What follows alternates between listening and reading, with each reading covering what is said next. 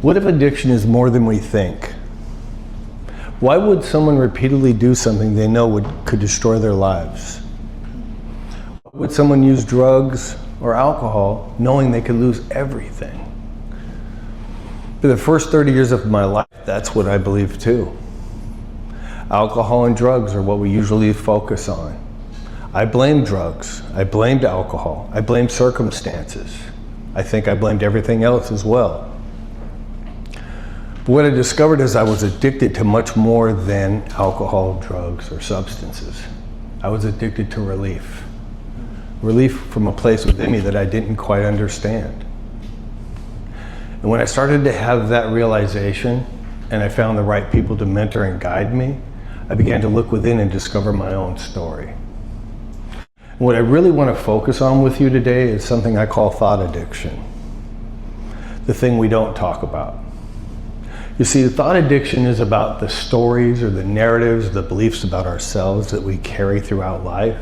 They might be from a little girl or a little boy, but eventually they become a belief that builds like concrete, like a foundation, and at some point becomes our identity and how we see ourselves. Maybe a story from my own journey can help connect that dot. As a little boy, my father wasn't present in my life.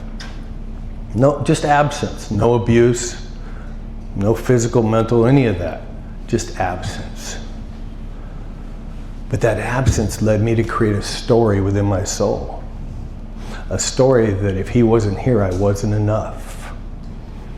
I wasn't lovable. And that story as a little boy, without words for that language, began to take a foundation.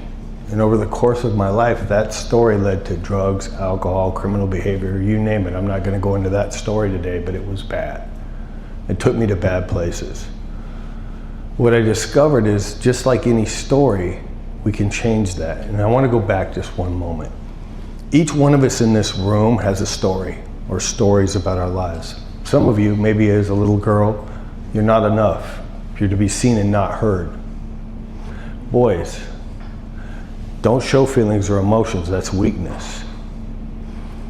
Maybe mom and dad fighting like my friend that gave me a couple crayons today.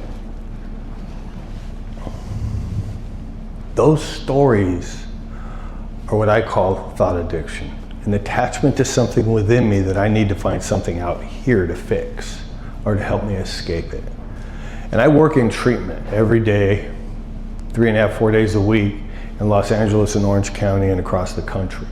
And I see it over and over. We can remove the drug and the alcohol, the substance, the behavior. We can arrest that. But then the real work begins. We have to begin to understand the story, the why of all of that. Because if that doesn't change, it doesn't matter what we do, they're going to go repeat it again once those triggers show up again in their lives. And so in my life, what I've learned as that little boy that grew up is that alcohol and drugs are not the primary addiction or problem. They're the symptom of a problem with self.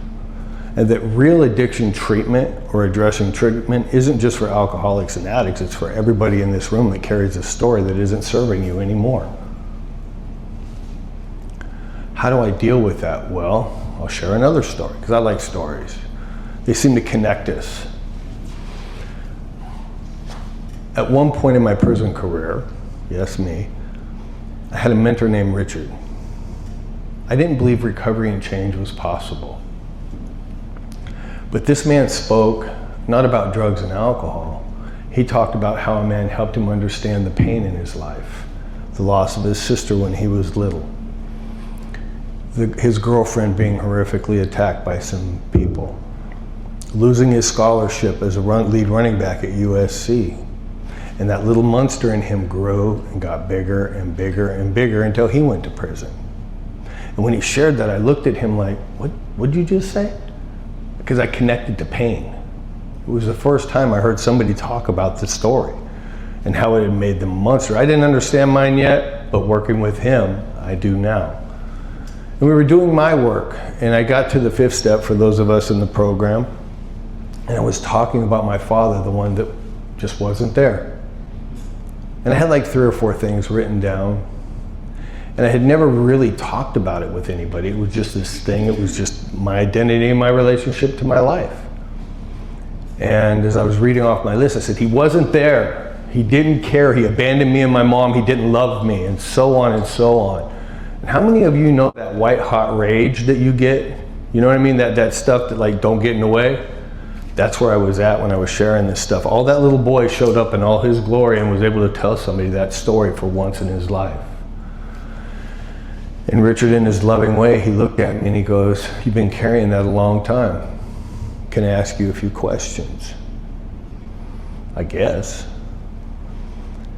He says, do you know why your mom and dad went their separate ways? No.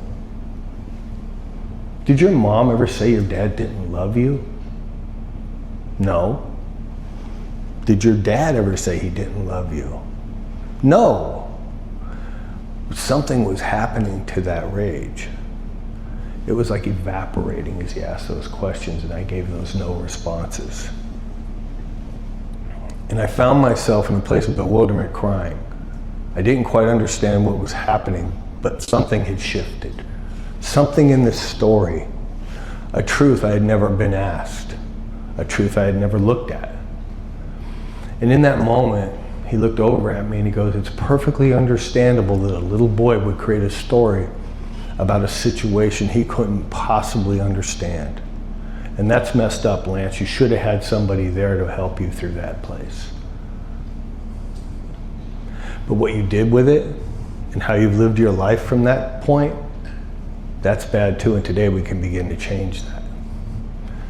And that was the beginning of change for me that has been untying knots of these stories in my life, I will call them, for lack of a better word, that had me bound like chains, that prison of the soul place, I call it. And today I can honestly say I'm a free man in here and out here.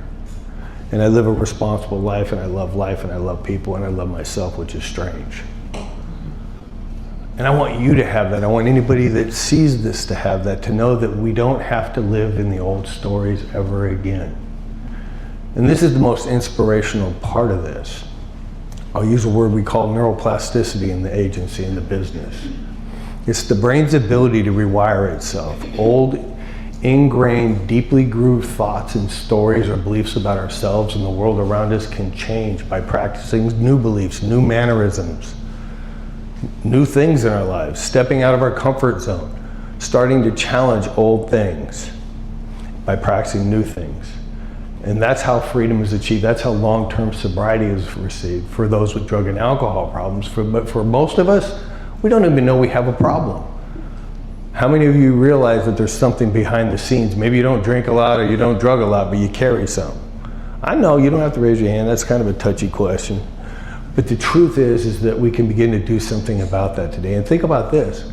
If we do that right and we change the stories in our lives, we won't be passing those stories on to our kids or the next generation.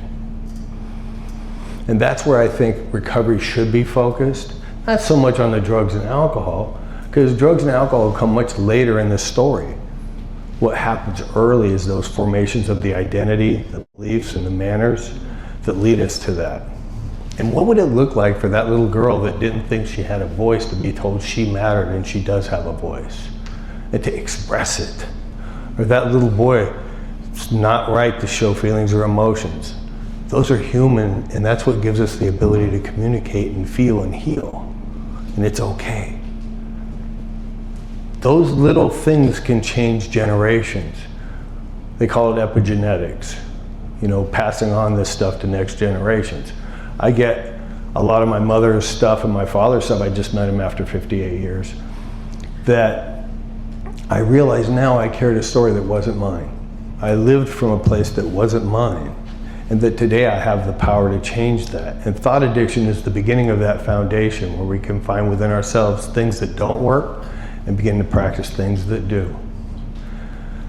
And maybe, just maybe, reimagining addiction is where new stories begin.